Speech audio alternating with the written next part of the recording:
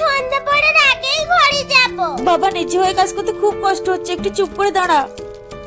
খিদে পেয়েছে উম্মা।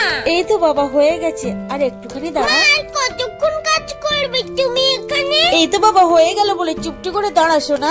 ঠিক আছে।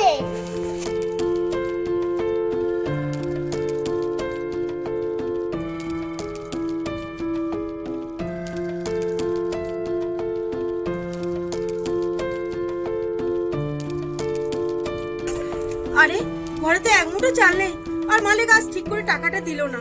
ছেলেটাকে যে কি খেতে দিই। মা, আম্মা এই দেখো, আমার মালিকের বাড়ি থেকে আমাকে নারকেলটা দিয়েছে। এটা দুজন মিলে খেয়ে আমরা জল খেয়ে শুয়ে পড়বো। আচ্ছা ঠিক আছে, তাছাড়া তো কোনো উপায় নেই।